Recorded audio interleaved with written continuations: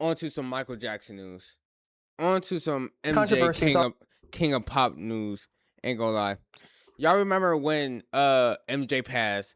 His team released that. I mean, it wasn't horrible. It had a couple songs, but that horrible, good ass Michael album with the fake MJ. By the way, they had a imposter MJ that was doing MJ's vocals for almost almost every song. That's why those songs ain't on Spotify. We took that nigga off of there. We make sure that nigga was off. But yeah, we have the biggest fraud in music history, and this is it. No pun intended. already swirling around the new Michael Jackson CD. Is the pop icon singing on every track? His mom and his children say there's a sound-alike on some of those tracks, but MJ's record label says it's all the real deal. In 2010, the world was waiting for the first posthumous album from the King of Pop. But the moment the first single came out, the celebration turned into a scandal. The release set off immediate suspicion among fans that some of the vocals weren't Michael at all. How could several songs with fake vocals end up on an official Michael Jackson album?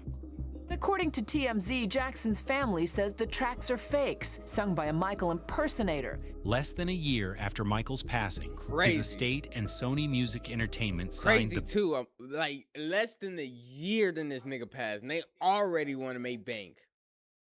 I'm sorry, bro. I'm so sorry. Biggest recording deal in history. Sony Music has struck a $250 million deal with the estate of the King of Pop. The partners say it's the biggest in recording history. The first priority, a new album of unreleased songs Michael was working on during the final years of his life. The estate's co-executor, John McClain, turned to artists like will.i.am, Ne-Yo, and Red One, who were rumored to have worked with Michael in his last few years. But all of them confirmed he hadn't recorded finished vocals for anything new. So I still got the records. They just sitting, waiting on me to figure out what the hell I'm gonna do with them. It's never felt right. Did he do any of his vocals? No. It's all me on the vocals. But it's records that I wrote with Mike. Will described the late star as a perfectionist and a friend of his, and believes he would not have wanted the tracks to see the light of day if he was not part of the process. The solution arrived on May 2nd, when entertainment reporter Roger Friedman published an exclusive news. The shocking claim that Michael Jackson had recorded an entire album of never-before-heard, 12 finished songs with perfect vocals in the home studio of Eddie Cascio in 2007. The estate and Sony immediately gravitated toward these songs, which appeared to be the answer to their problems. Eddie Cascio wasn't just a random collaborator. He came from a family Michael had trusted for decades. Their bond began in the mid-1980s at the Helmsley Palace Hotel in New York, where the father, Dominic Cascio, befriended Michael during his frequent stays. Well, when I first met Michael Jackson, I was working at the Helmsley Palace Hotel. I used to manage all the suites in the apartments, and that's where he normally stayed. For the next 25 years, the Cassios' quiet home in New Jersey became Michael's sanctuary, a place where he could escape the paparazzi and feel like part of a regular family. Grew up with him literally since he was 3 and I was 5, and so being around him was just normal. He really just was so humble, and then never really played off on the fact that he was, this Michael Jackson. He was just Michael. Because the family had been his loyal protectors for decades, the claim that Eddie Cascio had captured lightning in a bottle during Michael's stay with them in 2007 seemed, at least on the surface, entirely plausible. Michael's former manager, Frank DeLeo, was the one who brought the tracks to the attention of Sony and the estate, which gave them that much more credibility. The copyright for the collection of those songs was filed on June 27, 2009, just 2 days after Michael's passing. Wow. They really didn't fuck with this nigga, bro. That's his music. That's my music. All right. Nah, bro. You can't mess with art like that. Bro. Oh, if he was here to see this, he would have tool on all of them, bro. He would have tool on all of them niggas, bro. Oh my gosh, he would have moonwalked, fucking dance step, all over robot, every dance step. Oh my gosh. The copyright for the collection of those songs was filed on June 27th, 2009. Wow, just 2 days after Michael's passing. The versions attached to that filing featured James Port on all the lead vocals, as they were essentially his demo recordings, some of which dated back to the early 2000s. He had experience as a producer and songwriter in major New York recording studios. It was the first time Michael Jackson was credited on these songs, despite several of the same titles having been copyrighted years earlier with no mention of him at all. Eddie and James hired top music industry attorney Donald Passman to secure a lucrative agreement, and the 12 tracks were soon handed over to Sony and the estate. Michael's longtime producer Teddy Riley was brought in to work on the album. Came into the studio, they handed me a bunch of songs, and I said, all right, I want to work on that one first, and I chose that song. They gave me the files. What I'm doing is taking vocals that everyone loved and everyone pretty much never heard, and there's music that came with it. I would snatch the music out and leave, kind of keep some of the elements, and with those elements I will create around that. He started with Akon's Hold My Hand, but was soon told to shift his focus to the Casio tracks, Monster and Breaking News. Michael's nephew, Terrell Jackson, who was there in the studio, said he immediately felt something was off, especially on Breaking News, where, beyond the unusual vocals, the lyrics had Michael referring to himself in the third person. Everybody watching the news, I'm Michael Jackson. They want to see that. That's not Michael Jackson.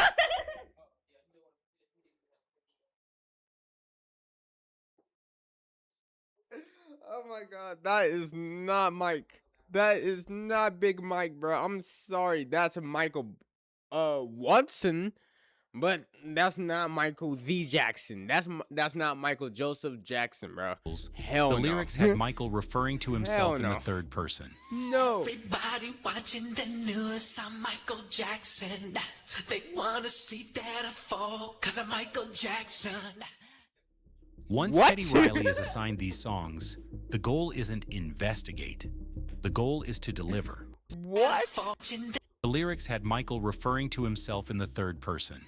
Everybody watching the news, I'm Michael Jackson. They want to see that I fall, 'cause I'm Michael Jackson. Once Teddy Riley is assigned these songs, the goal isn't investigate. The goal is to deliver. And the more time he spends inside the sessions, the more the red flags multiply. It wasn't just that the voice felt off. It was what wasn't there. People who recorded Michael for years knew his raw vocals weren't clean. You'd hear him snap on the beat. You'd hear foot stomps, signature breath patterns, headphone bleed, little artifacts that were basically part of his rhythm section. Look who just walked in the place. That's Michael. But on the that's Michael, that were basically part of his rhythm section. Look who just walked in the place. But on these songs, that makes you want those fingerprints were missing. So when we played the records, we listened to them, and I remember me saying to Teddy, there's a problem. It didn't sound right. Like, you could just tell things were put in, that it just didn't make sense. Like, there were no outtakes. We just knew something was wrong. And Teddy knew.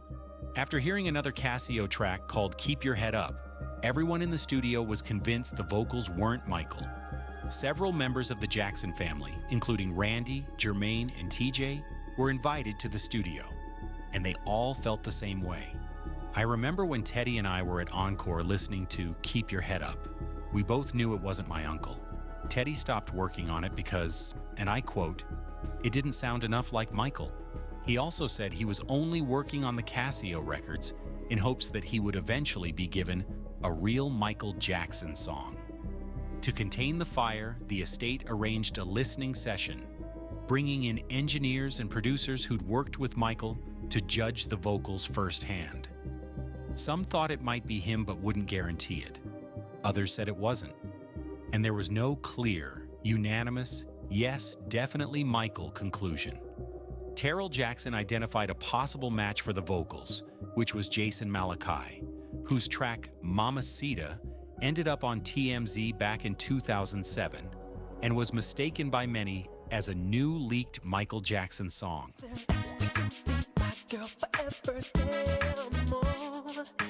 You can look at them coming out the walls. That's him. That's him.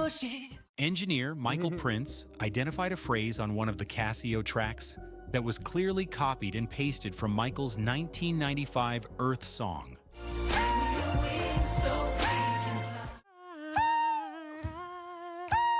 Yeah.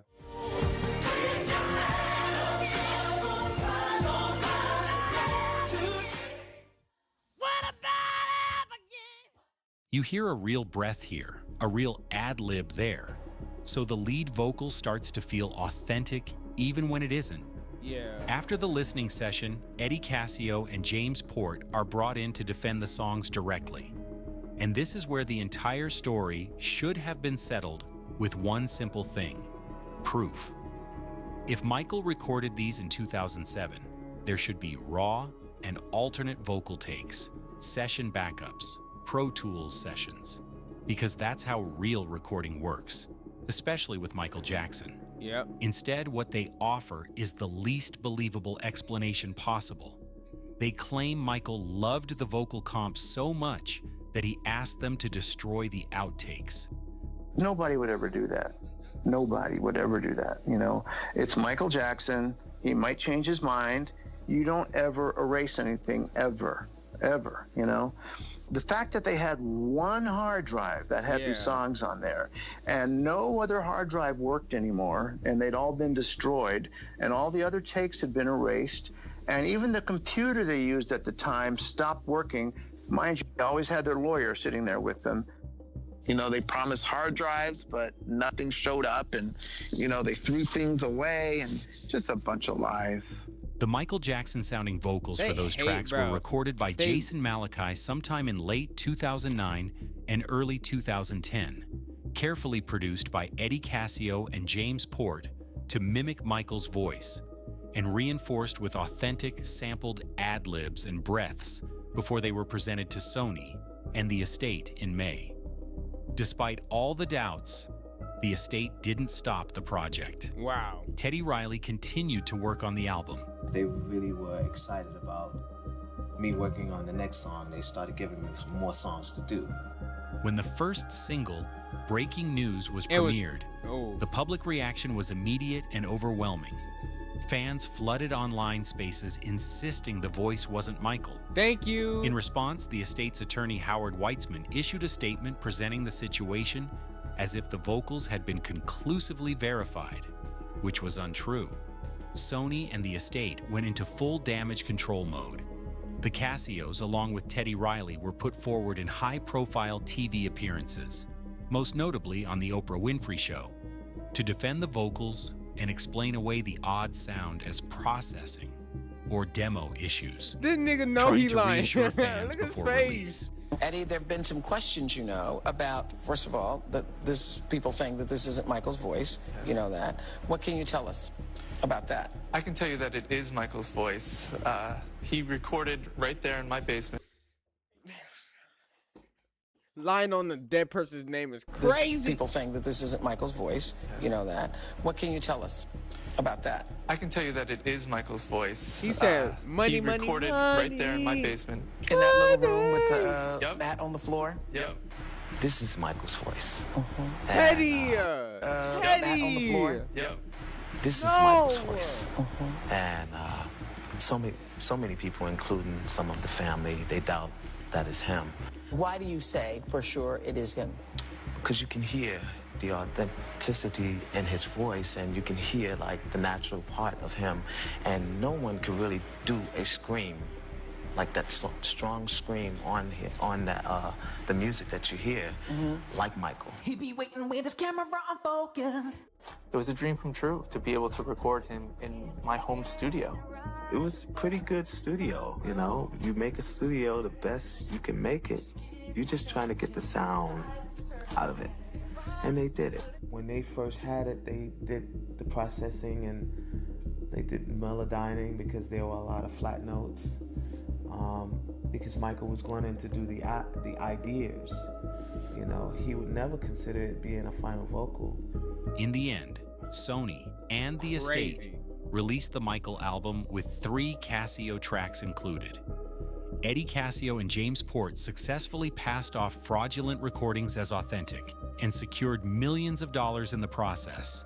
Teddy Riley was ultimately paid $250,000 for his work on the album. Right now, in August 2022, do you think that those were actually Michael's vocals or not? If I tell you today, right now, I can tell you right now that no. No. And that's how I lost my friend, Terrell. He didn't speak to me for a while. Dang. And I've always admired the talent of Teddy Riley, but after hearing him lie on Oprah, I'm terribly disappointed. I would be too. It was like, dang. And I had to move forward because I was like, Terrell, I already got paid. What do you expect me to do? In 2014, a fan, Vera Sarova, filed a lawsuit against Sony and the estate over the vocals. In her lawsuit, Sarova alleged that Casio and Port forged a collection of fake songs, and that Sony and the estate misled her and others by attributing those forgeries to Michael Jackson on the Michael album. After a long legal battle, the case was settled in 2022. Crazy. As part of that settlement, Breaking News, Monster, and Keep Your Head Up were pulled from streaming services, and later versions of the album were reissued without them. This video was based on an investigation presented in the Faking Michael podcast, an in-depth series that lays out extensive evidence around these tracks and follows the album's creation step by step. That's why when I'm dead and gone, I do not want no posthumous album. What I drop is what I drop. I don't want nothing else. Like, jeez, bro. But Escape was good though. They did their shit with Escape though. Not finna bat with you though. But Michael, bro, that album I had a few bangers, but no. For them to do that only a couple of days after his death, it shows how much they really fucked with Michael. Like, nah, bro. That shit was fucked up.